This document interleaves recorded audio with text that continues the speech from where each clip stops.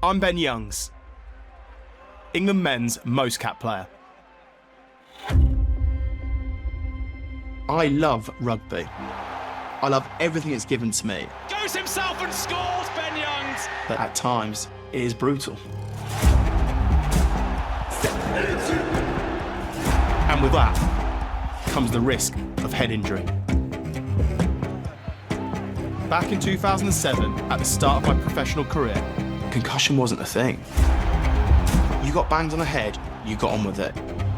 But with some former players dealing with degenerative brain health conditions, rugby is having to take a hard look at itself. Was safety a high enough priority in the past? We were doing 2 training sessions a day, just knocking hell out of each other. I can't even remember being in Australia. It doesn't even look like me. You're peeking behind the curtain that maybe I don't want to peek behind. For players to admit they're not right is really difficult. We rely on players being honest. If I report a concussion, I might rule myself out for next week. The game has changed significantly. Has it done enough, though? I'm going to sit down with experts, former teammates. What's their view on the sport? I have the peace, the happiness, the family because of what I got to do for a living. The only thing I would love to see more of is just the comfort with embracing change. You do worry.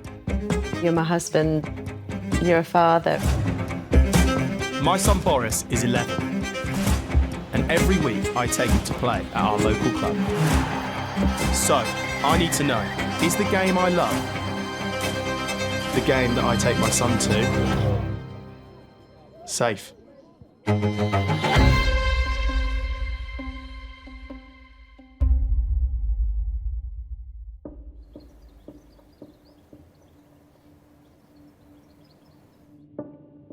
Were you ever worried when I played? Obviously, if I saw you hurt yourself, it wasn't nice to watch. Do you remember any injuries? I think it was 23 when you... That's the only knockout I can remember. Yeah, I'd been knocked out, unconscious. It was in a semi-final, wasn't it? Yeah. And I was out. Rugby just appealed to me. I fell in love with it. It's within the blood, I suppose. My dad played for Leicester Tigers and England. My brother went and joined Leicester Tigers, and at about 14, that's when I thought, I want to do exactly the same as him. I want to be a professional rugby player. In 2010, I was 20 years old. I got a phone call to say I was in the England squad. And then all of a sudden, you're in this environment where you're turning up in England camp and you're giving your kit and you're in this team meeting and there's people like Johnny Wilkinson there, Lewis Moody, Steve Thompson. It was surreal. As rugby union enjoys a golden moment. And there's Ali Kildan breaking through. How does she do it? With England's women lifting the World Cup in front of a record crowd last summer. There will be people in the rugby world who think I shouldn't be making this documentary, who think I'm scaring people away from the sport. You ready for today? Yes. But alongside the highs, there's been very difficult headlines about safety. A concussion lawsuit and former players facing serious brain-related conditions, including dementia, motor neuron disease, depression, and CTE. As my son Boris begins his rugby journey, I don't want to bury my head in the sand, so I'm going to explore the risks, whatever that may bring. It's fine, I'll carry that. You get your boot bag. Okay. Got that? Yep. Right. Shah, see you down there. Bye. Yep. All right, bye, bye.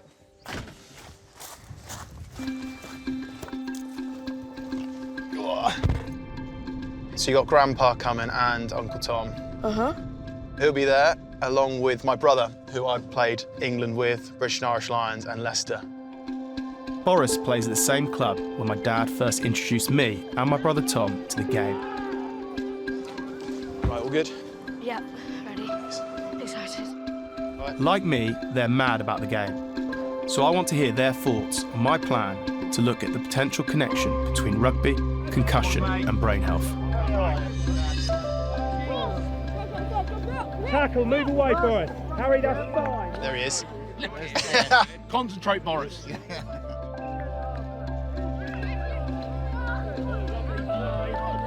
When you obviously watched us play, were you ever worried about us, Dad? No, I don't think I was ever worried. Go on, Dougal. The game is physical, isn't it? You know, how do you take the physicality out of rugby? You can't. It's what's appealing about the game. It's that sort of comradeship. It's the into the battle you go, boys. You know, all shapes, all sizes.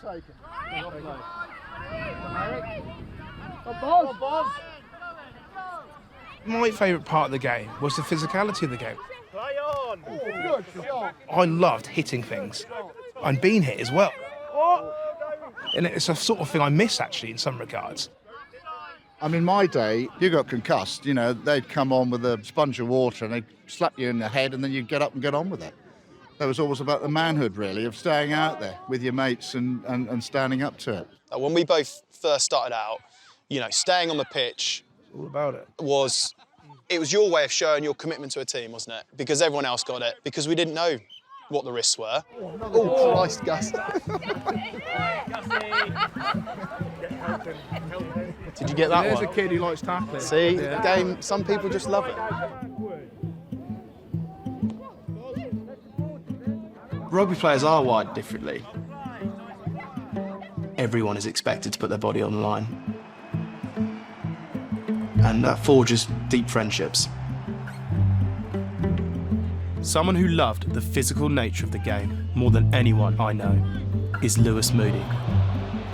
He was my captain at England and Leicester, known as Mad Dog. A ball would be bouncing on the floor and he'd have jumped on it and won it for you before anyone else has even recognised it's on the floor. The definition of fearless. Relentless in the way that he physically put his body on the line. Former England Rugby Union captain Lewis Moody has announced he's been diagnosed with motor neurone disease. The devastation of that disease. I've seen that firsthand. My brother-in-law also had MND. It's a prison sentence within your own body. When you look at the high-profile rugby players that have been diagnosed with MND, Doddy Weir, Rob Burrow, Ed Slade, who I played with, great friend of mine, you can't help but think, is there a link between playing rugby and MND?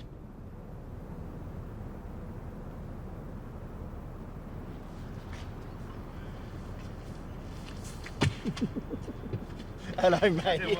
No. Hands through the window, though. You're all right, yeah, very well. Sorry, mate. I Nice just to forgot see you. I've got 3 rings. Imagine if the glass just imploded. Well, actually, I wouldn't put it against you, putting your hand straight through that, to be fair. Very excited. Hold on, let me just turn my phone off. No worries. That'd be annoying. My mum will call. What are you doing? Moodos, it's been a couple of months since your announcement. How's life been since then? It's almost an unanswerable question because it's just been up and down, you know, full of uncertainty and also full of, you know, unbelievable love and support and kindness, and it's felt overwhelming, it's felt frustrating. You know, you almost move through so many different questions and thought processes that you get to a point where you're like, okay, I'm almost really comfortable now. Did you know much about MND before? I remember watching Rob's charity game where he came on and played, and he was, you know, still active. And then my next memories of Rob were really just him being in the chair, right, and completely constrained in his own body. I didn't know much about it. I'm learning more now because you have to. It always feels complicated. Simplifying it is key, certainly from living with it on a day-to-day basis. But I think people, it's okay for people to know that, like, I'm okay. There's no sort of self-pity or anything with it. It's just the emotion comes when it's connected to your family, the support, the kindness that's been shared. Do you think your mentality and the way that you play the game, you just never saw a risk to it? I do think I was very aware of the risks that rugby presented when you go and smash yourself into another human being week in, week out, day in, day out. I think I was acutely aware of the risks that come with that in terms of injury, you know, concussion, but I was happy that the reward and the joy that playing a sport that has risks associated with it, you know, the reward for me far outweighed any of the risks. And I would do again, you know, I loved it. I have the life now, the peace, the happiness, the family, the existence because of what I got to do for a living. And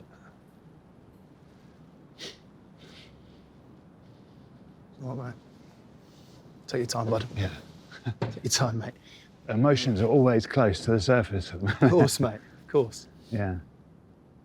But it's a weird emotion because they normally come out when I'm talking about it's rugby or it's connection or it's people or it's support or just like joy and gratitude that I got to do something that I absolutely loved, you know? The only thing I would love to see more of in the game is just the sort of the comfort with embracing change. I think there's a skepticism, not necessarily just within rugby, but you know, in any sports around embracing change. There's like a real fear of it. You know, people think perhaps there is a link between playing rugby and MND. What would you say to that? Like with anything in the MND world, there's only one certainty, is everything is uncertain pretty much. You know, that's what I'm learning. You know, no one's certain about why it happens, no one's certain about how to resolve it. The only certainty is that, you know, we're moving in the right direction and they feel like a cure is the wrong word, but symptom repression is around the corner at some stage. The work that obviously Doddy's done, Rob, Ed Slater, what about yourself, Moodos? Would you like to get involved in helping the community of the MND? Mate, 100%. Like, from day one, it's been really weird. I chatted with Kenny Logan, and Kenny's had a huge amount to do with Doddy's. Obviously, he lived through it with Doddy and a few other people like Kev Sinfield and various others that have been through it. It was like, I really feel like I'm sort of in the position where they've had the bit, you know, where they've come into it and they've had nothing really. Doddy, Rob, they probably came into a MND world that was, where there wasn't hope. And I come in now because of those guys, almost being like handed the baton. It's like, here you go, mate. I'd really like to use my platform for as big a positive impact as I can. I've lived a life in retirement supporting others in that charitable world. I'm not going to stop doing it now just because I'm now on the end of one of those horrible...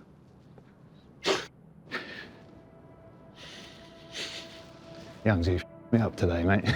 You're going to do me now. I'm going to take a minute. Oh, a constant roller coaster. Like,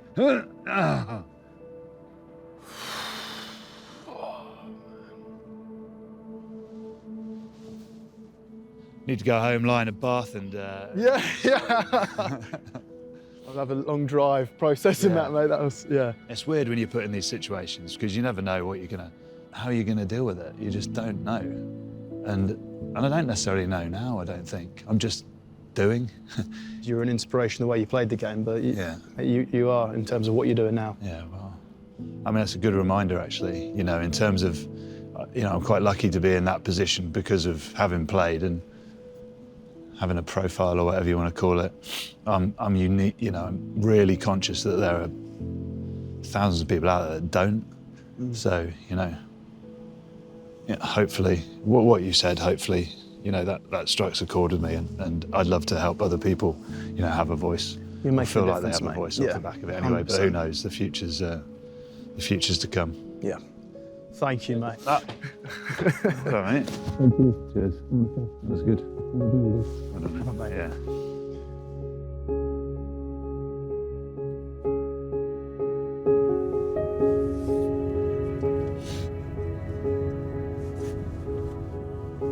Seeing Lewis then is, you know, that was tough. That was, you know, goodness, how can you not be emotional, catching up with him and obviously, you know, the situation that he's got with MND, but, you know, it was also emotional just hearing him talk about the game so passionately. The love for the game shone through. His gratitude towards doing something, in his words, something he loved. I found that really emotional as well, because I could see it in him, just what the game had meant to him. And that's the thing I'm wrestling with in my mind. Rugby is a sport I love, and Lewis loves too. I think Lewis would be in the position he is in now if he hadn't played rugby. I can't answer that. I can't. But I do really want to understand this better.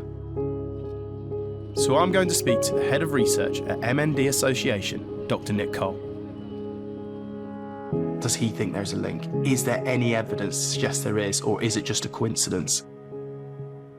There seems to be a perception that rugby's linked to MND. Doddy Weir, Rob Burrow, Ed Slater, and now, of course, Lewis Moody recently diagnosed. Is that just coincidence? There's been several studies. Some have said that there is an association, and some have said there isn't an association with these high-impact sports. But really, looking at that evidence, it doesn't really show a definitive link. So an association with something is not definitively causation.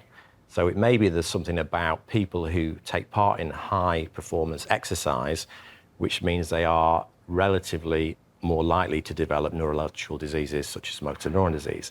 But the evidence doesn't really clearly point to a cause. At the moment, we really just don't know. There isn't that real concrete evidence to say that rugby causes motor neuron disease. What do we know about MND so far? Neurodegenerative diseases, which MND is one of them, are really complex. You can't really take a biopsy of the cells and tissues that are affected. For example, in cancer, you could take a biopsy of the tumour, but you can't take a piece of somebody's brain or spinal cord without causing serious damage. So it's a really difficult thing to look at. And it's a really complex disease. We know that from other neurodegenerative diseases such as Alzheimer's and Parkinson's as well. That chat with Dr. Nick Cole has really brought home just how complex MND is, and that there's still no clear evidence connecting it to rugby. But that's not the only issue in the headlines. A group of former professional rugby players are planning legal action against the sport's governing bodies, claiming that rugby has left them with permanent brain damage.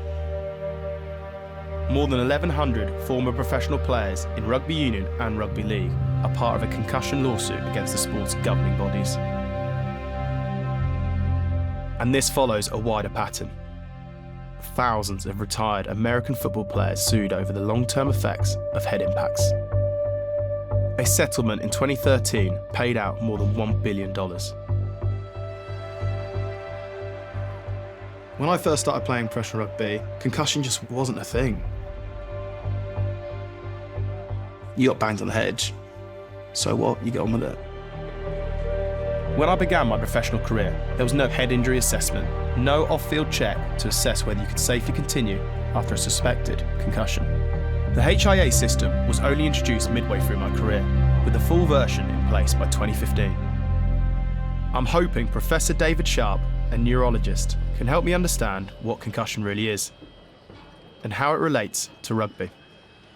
What is a concussion? From my perspective as a neurologist, it's really about the symptoms that people experience, where they have a blow to the head of a particular magnitude, ranging from headaches or confusion, disorientation, coordination problems that can be quite obvious when you're on the pitch. And all of those things together will be labelled as a concussion. The players playing the game are big, powerful, perhaps the actual impacts themselves are more than they might have been 20 or 30 years ago. So I think although we're better at monitoring, maybe the impact levels are higher, so there's a bit of a kind of trade-off there. With concussion, are you able to link it to long-lasting effects? So I think that's what we don't know well and what we're really trying to understand. If you think about the average game, you might be exposed to quite a lot of head impacts, which can be quite high magnitude. But most of them will not be associated with any symptoms. So the question is, do all of those impacts that you've never had any symptoms for, does that matter? And I think in the end, it almost certainly does matter. In the past, we've really focused on concussion, and the sports bodies and the sports infrastructure is focused on concussion. I think that's a mistake.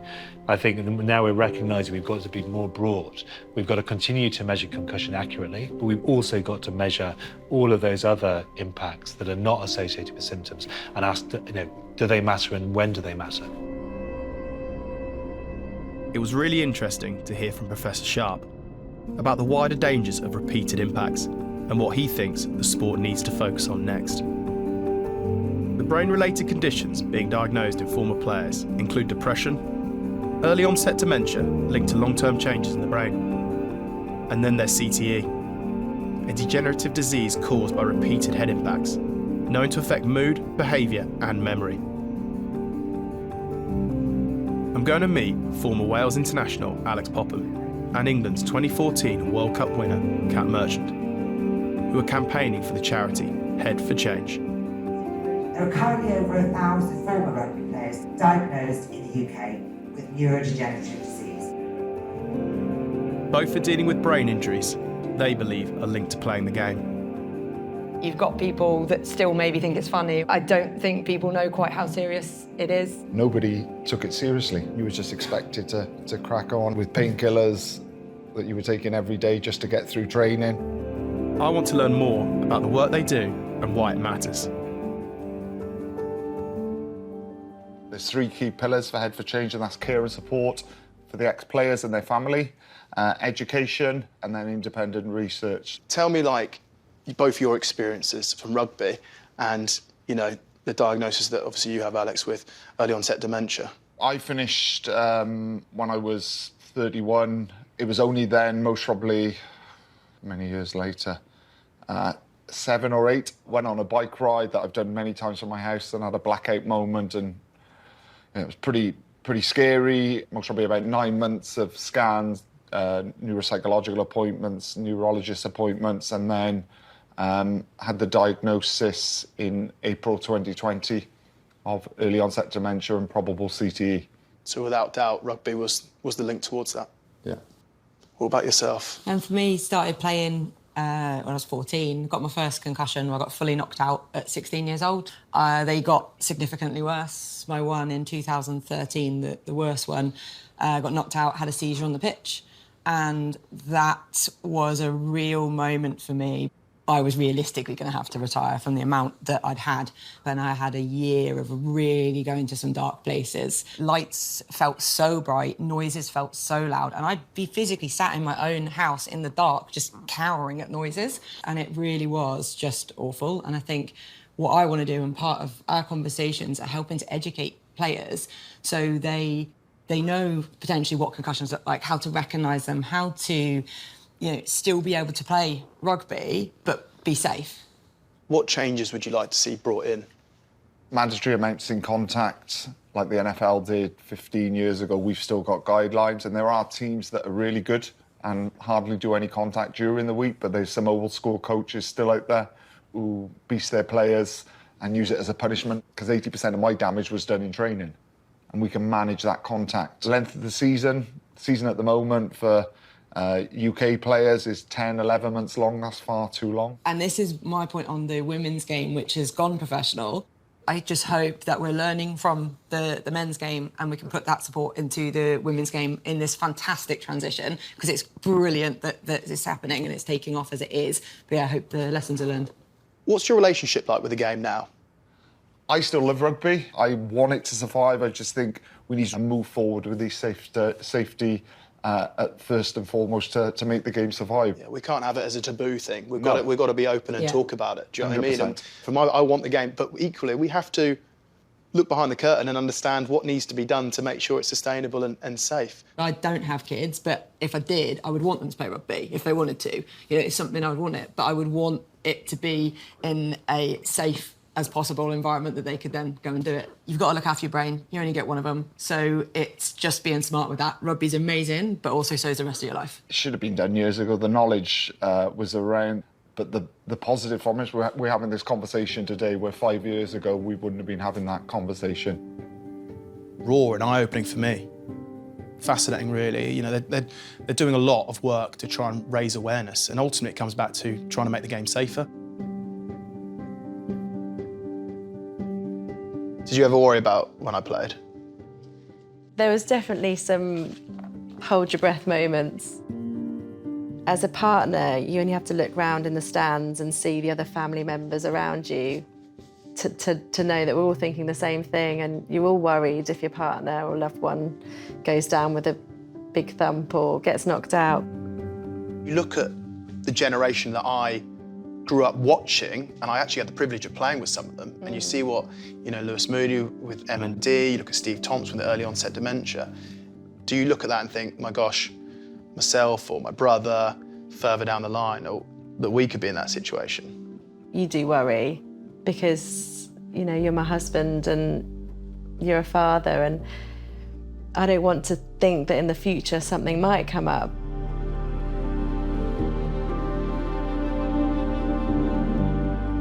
Having chatted to my wife and hearing her concerns, I think it's time I get tested.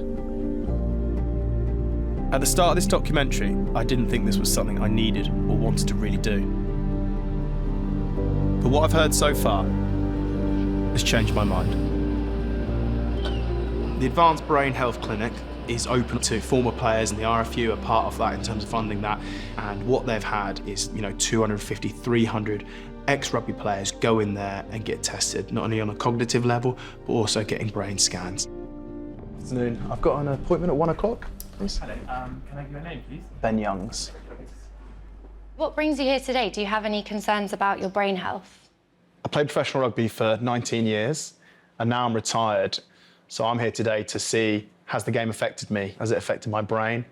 Was I protected as a player, or was I not? And it's really to find out more. Assessment includes a few different elements. Just bring your arm slightly this way, amazing. Brain scans, memory and thinking tests, and evidence of key biological markers.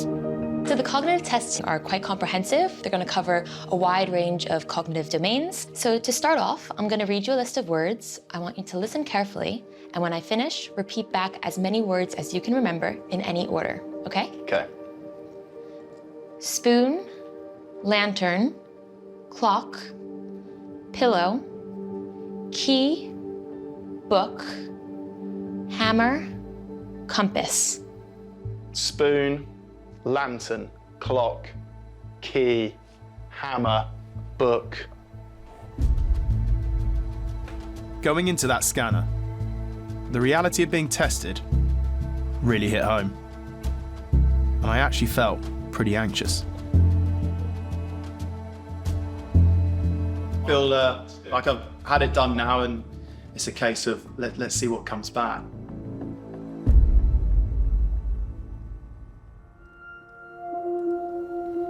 I must admit, I'm actually really nervous having to wait for my results. What if I find that I actually have an issue? It's a feeling my friend and former teammate Steve Thompson unfortunately knows all too well. He was struggling, he wasn't himself. He recognised that something was wrong. He went for tests, and it came back that he'd been diagnosed with early onset dementia.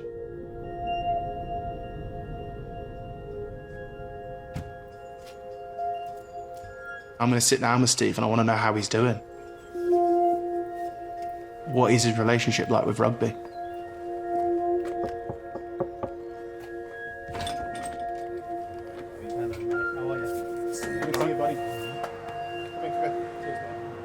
In 2003, you win a World Cup. When you broke the news about your early onset dementia, you said how you cannot recall winning a World Cup. That's frightening, Tomo. Because people ask me about it, and I can't remember being in Australia. It's like there's like nothing in that period's just there. Think of your head as a camera, because you're taking stuff in, but this SD card's damaged.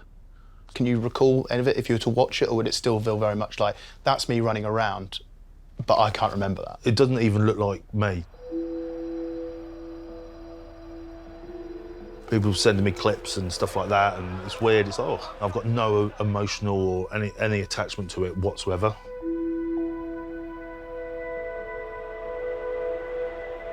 When did you first recognise that you weren't feeling yourself? Was there a particular time where you thought, hang on a minute, I'm not quite right here? I was going to meetings, and all of a sudden I was coming out of meetings thinking, I haven't got a clue what's going on here. And it's weird, because at first you think, is this it? Is it because I'm getting old? Is it like that? But you know, when you're in your early 40s and suddenly you're forgetting stuff, you're doing stuff, it's a bit like, and it's funny, when I was getting tested, Steph's nan died of dementia. And when I was getting tested, Steph turned around to the specialist and said, oh, it's as if he's got dementia. And of course, the specialist couldn't say anything. And then suddenly it comes out that I did, you know, you got a brain injury. As a dad, you want to be like, you're the strong one, you're the big, you know what I mean, stuff like that. And then all of a sudden you're in bits, you're all over the place. You can't sometimes get out of bed. When I was younger, I was one of those people, if someone kills herself, what's that all about? And all of a sudden, when you're there, you start thinking it's the best thing for everyone else. There was one, I was at the train station, I just thought, I've had enough of this now. And it was quite good for once, you know, the train was late, because, you know, and I managed to get hold of Steph, and I was talking to Steph, she's talking to me over the phone, and she was like, look, you need to be around. You know, I've had my life, that's the way I look at it. And that's the thing with like the medication and everything like that is just to have a better life for the kids and things. What would training have looked like in the early 2000s? Well, you think now they've turned around and said they should try and limit contact training to 15 minutes. We were doing 2 training sessions a day, and some of it would go on for hours. And it wouldn't be you turn up and it wouldn't be like just running, it'd be in small areas, just knocking hell out of each other, smashing like, to the point people knocked out and they'd sort of go, oh, let's just move that over there while they sort themselves out. And then you come to, and, you know, one training session we had like 100 scrums. And you just, it's like, You were saying about live scrums, you did 100 and you said it's like... And then you'd sort of just, do you know what I mean? You think all that pressure, everything going through there, and you think to yourself, what are you actually getting out of that? You're part of the litigation that's taking the unions, World Rugby and all home unions to court in terms of the lack of care around concussion and how you looked after. Can you shed light on that? Sometimes you've got to do things like this to make people actually stand up, be accountable and get real change. Do I want it to go to court and... No, I don't really. No one does. No one really wants to be in this position of pointing and saying, right, that's you. But people need to be held accountable. There's just people out there that are just trying to think of words without... They've got blood on their hands. Do you resent the game because of your situation now? It's funny, because people say to me, like, would you do it all again if you had to? And I wouldn't. I wouldn't. I'm talking in the modern game right now with the protocols that you've had a huge say in terms of impact, cultural change. Would you feel comfortable playing now? Would I let my kids play at the moment? No. Still no.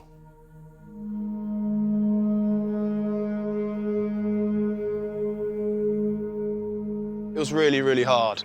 You know, for someone that achieved so much in the game, to see him in this situation with his beautiful family and young family, you know, that was tough.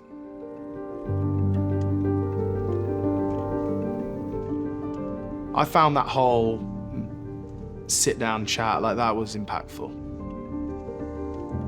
Like, I drove away from that feeling like, poof.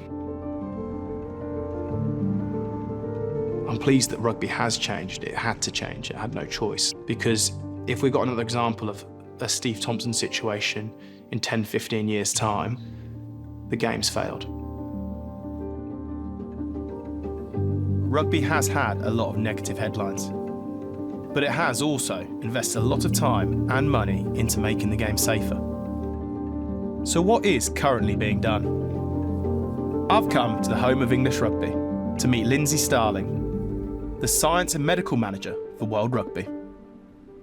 Do you think we hear too much about the past and not enough about what is actually being done in protecting players from long-term brain injury?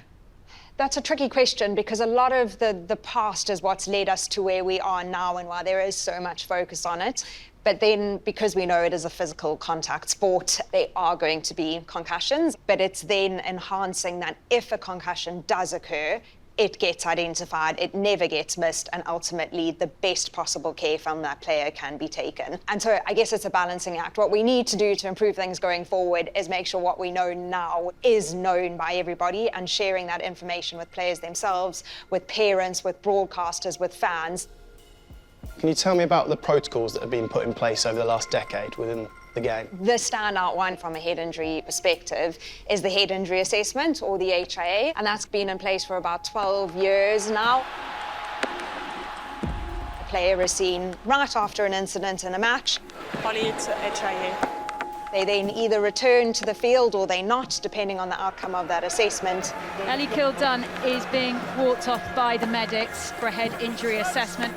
They do another one of those assessments right at the completion of the match, and then they do another one the next day. And it's after that third one that they are either diagnosed as being concussed or not, and then enter a phased return to play protocol if they have been diagnosed as concussed. Rugby Union's world governing body today announced a plan they hope will be a game changer for the sport when it comes to head injuries. The most recent evolution of the HIA was the introduction of the smart mouth guards. It's like any mouth guard you would ordinarily wear. On the side, there is an accelerometer and a gyroscope that are embedded in the mouth guard. So when you take contact, whether that's direct contact to your head or contact to another part of your body that results in your head moving, these sensors measure what direction your head moves and how big that acceleration of movement is. And concussion is ultimately as a result of a head acceleration. And the other great addition, I believe, is the independent doctor, because you could have pressure in yourself in terms of trying to get back on the field. You could have pressure from your own doctor, potentially, because, you know, it's a big game or whatever, but all of that is removed now, and the independent doctor takes those decisions out of your hand, and I think that is really, really important. For sure. I mean, that was a crucial implementation into the HIA protocol, that it does remove that. It also takes a lot of pressure off team doctors. We also hope knowledge around concussion and knowledge around brain health has become so much more in the rugby population. I appreciate the pressure of the game gets to players at the best of times, but I think the general acceptance that my brain is really important, and I also, if I don't feel okay, my brain and my long-term brain health is significantly more important than winning this match.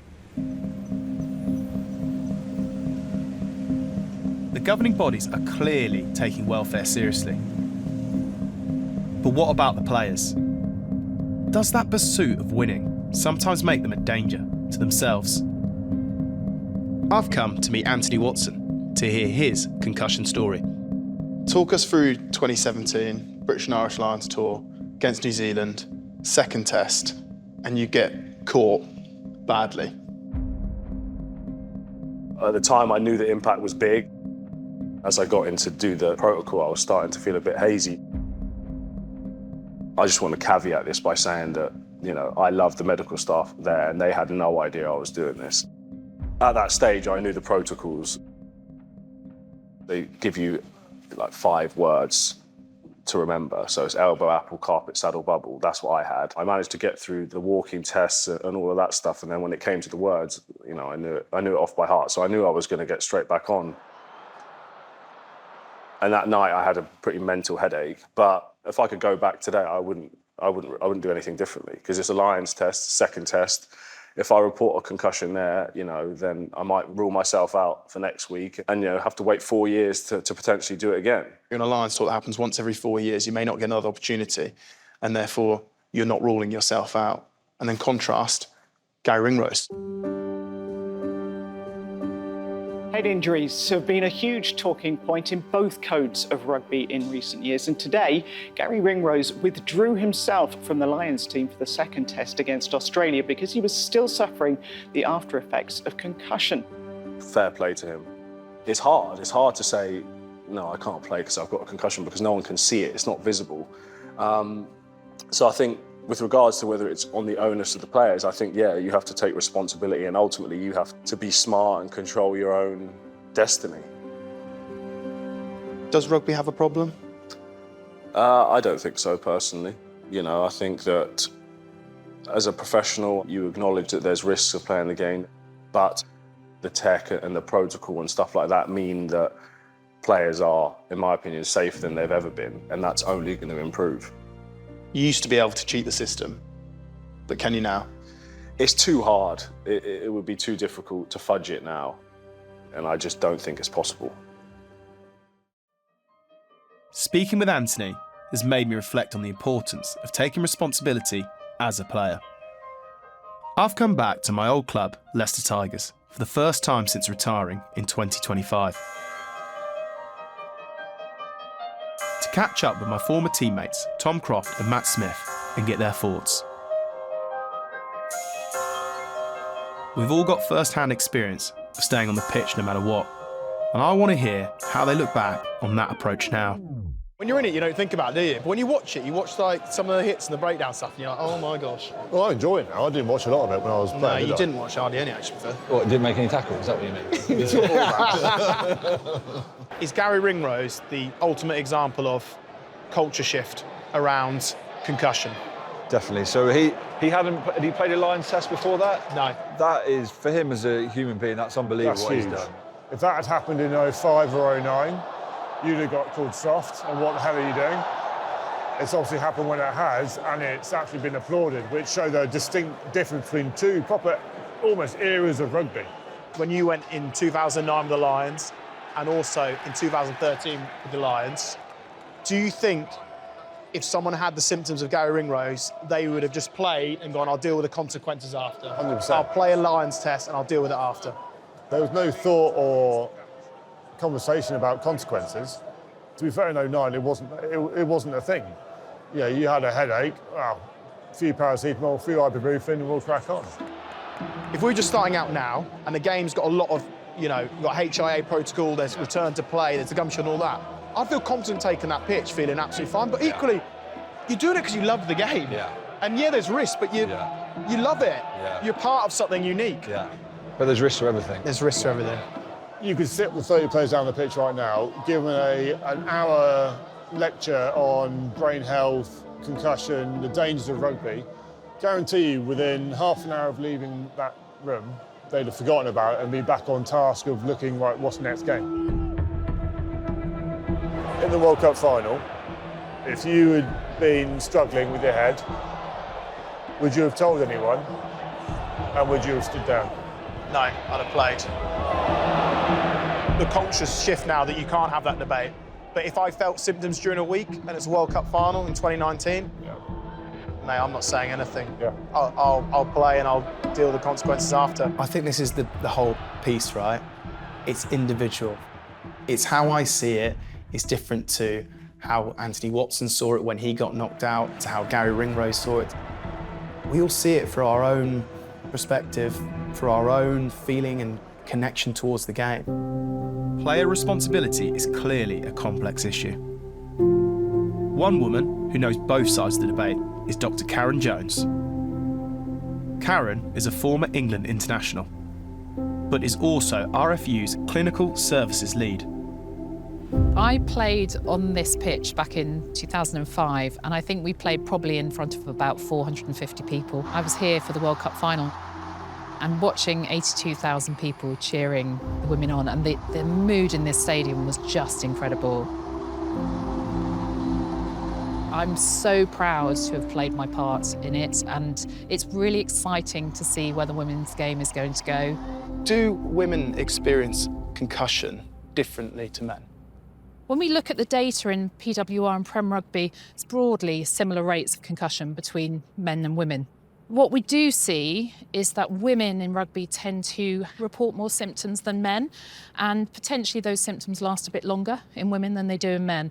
Now, we don't really know why yet, and that may be cultural. It may be that women are slightly more honest than their male counterparts, or it may be hormonal, it may be physiological. We're not quite sure yet. Something they're looking at is, at World Rugby level, is, do we need to differentiate the way that we investigate, manage concussion in between men and women. At the moment, they're managed identically, but potentially that's something that we're looking at in the future. How do you manage, as a former player, those competitive feelings, right, of wanting to be on the pitch? Absolutely, wanting to remain on the pitch. Yeah.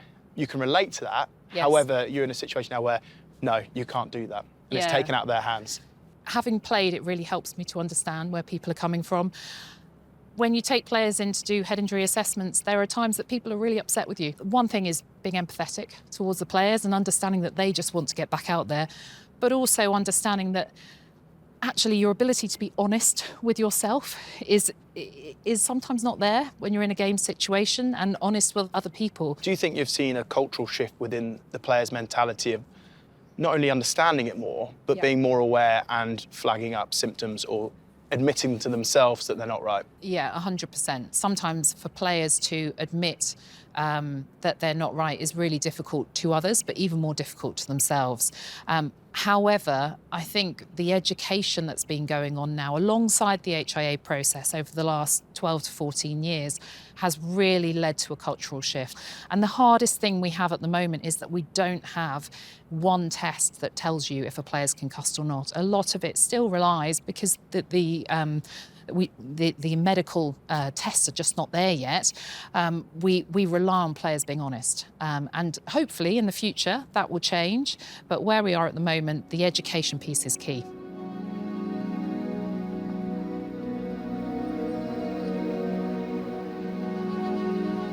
It's been an intense few weeks on this journey. So watching Boris run around with his friends is a welcome moment for me to enjoy the sport.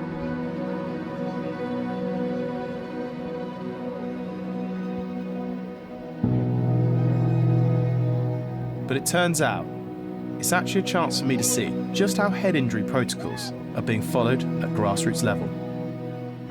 Yes. Go sit on there. Grab the board on there. You all right, mate? Just have a little, get your breath out. Stay down, Gussie. Gussie, you're not going back on, darling. No, you're not allowed to go back on, darling. On this pitch, we've got 4 of our coaches are first aid trained, and we've got 3 parents on the sidelines. Much like a HIA in a professional game, we follow the same guidance. What's really good with our team specifically, and we're trying to do club-wide, and RFU are very big on it, is ensuring that the players' parents understand. So when we say they've had a head knock, they're not allowed to come back and play until they've had a medical professional put them back as fit to play. If in doubt, sit it out. That's what they say. So we make sure that that's what we do. The game is growing again at grassroots level, with more young players and more girls than ever taking it up. Being back here shows how much rugby means to these communities, and it makes me want to understand how we can better protect everyone who plays. Gus took a bang and come off. He did. Do you worry? A little bit, but I think he's just as likely to have something like that happen at home. I think you can worry about everything in everyday life. Any activity you do has got a level of risk, but having come here with the good coaching and all growing up together, learning the skills, learning that from an early age makes it, in my mind, much less risky.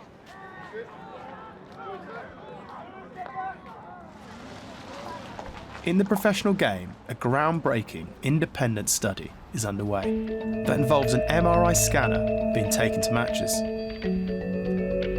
I'm meeting Professor Kusius to find out why this is such a significant development for players.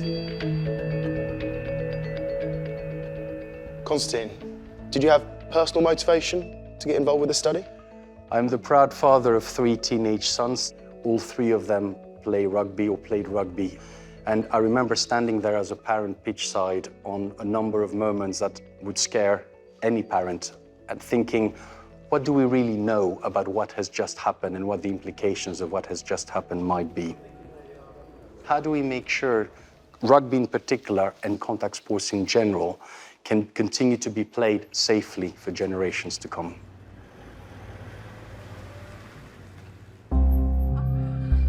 How are you? The study focuses equally on the men's and women's team at Gloucester. Nobody has done anything like this before. As soon as someone gets injured, we're getting blood samples, balance tests, MRI scans, we have the mouth guards. So this gives us a lot of information to work with. And it's also done in a very personalized way. So all the athletes are scanned before the game, before the season started, so we know what's normal for that specific individual. And then when they get injured, we have something to compare it against. What's the aim of the study? What would you anticipate might be the outcome? We have 3 aims in the study. The first is to develop a more objective diagnostic of the incidence and the severity of concussion in order to remove any blurriness as to whether someone should come off the pitch or not. The second is to make sure people go back in when it is safe for them to do so. And the third is to be able to understand more through this study about the mechanisms of concussion, which remain remarkably poorly understood. There is a mixture of very low cost, very simple measures alongside some much more complex, more expensive measures, because no single test will provide a magic bullet. And one of the key aims of the study is to be able to develop metrics that will transcend the professional sport and will be ubiquitous and applicable to sport at all levels, including community and youth. The intention is more sport, less injury. The independent study is fascinating and has the potential to really change how we approach brain health in rugby. It's time to get the results back from my brain tests, so I'm heading back to London. And I'm feeling more nervous than I expected. Hi, are you Ben Young? I am indeed. How are you? All right. Hi, come with me. Thank you very much. So your performance on cognitive testing, performance on all of the memory tasks and thinking tasks was as we'd expect. Your blood tests were all fine. And your brain scan, there was no evidence of any damage or any shrinkage of the brain that might suggest a problem like dementia. So pleased to say everything was completely fine. So that's hopefully good news. That's excellent. Thank you very much. Pleased to hear that. Hiya. Just a quick one. I was just going to ring to say that I got my results back and all absolutely fine. Yeah. I felt so relieved to hear that my tests have come back clear. And this process has made me really aware of what the outcome could have been. I'll speak to you later. Yeah, love you, bye. I can recognise that, you know, if you did have change in behaviours, symptoms, struggling, whatever, and then you went and got tested, I can see how daunting that would be. One of rugby's biggest annual events is the Six Nations. It's a huge moment where we can really celebrate the sport and promote it to new audiences. I'm recording a podcast episode with content creators Amy Humphries and Max Brown. As well as hearing about rugby's challenges, I want to hear their thoughts on everything our sport has to offer. Why is rugby so great to watch? What's so compelling about it? I think rugby is a great sport to watch because it's just constant action, big collisions. I just love that contact side of it. For me, I played a lot of sports growing up, and rugby was like the one thing that stuck for me. Feeling that connection, it starts from like a grassroots level all the way up. For me, I think that's kind of what kept me in this sport rather than other sports, was feeling connected to your teammates, but then also at a professional level, you know, people sharing their insight and their stories from that perspective too. With all the safety measures that have come in and some of the changes within the rules, do you ever worry that rugby might lose its identity of being a fact it is a physical sport? There are a certain split group of people who enjoy it, that it's like a new bit safer for the players, better for their welfare, but then there's also the old school fans who are a bit more like, oh, rugby's gone soft now, you know. In my opinion, I think it's great for the sport, just for the longevity of the players and their careers. It's more than just the game. All the values it teaches you, the confidence it gives you, being more confident in your skin and your body, and I think that outweighs a lot of people's fears around the game.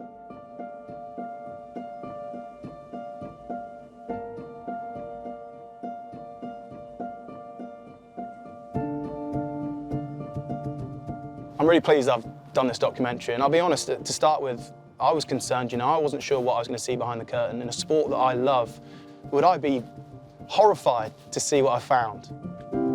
And it has been really hard at times. Meeting up with my former teammate, Steve Thompson, who can't even remember winning the World Cup. I've got no emotional or any attachment to it whatsoever. Alex and Kat, who are campaigning for change in the midst of their own challenges with brain health. You've got to look after your brain. You only get one of them. Rugby's amazing, but also so is the rest of your life. The game is brutal. It's chaotic. But there's beauty within the brutality of it.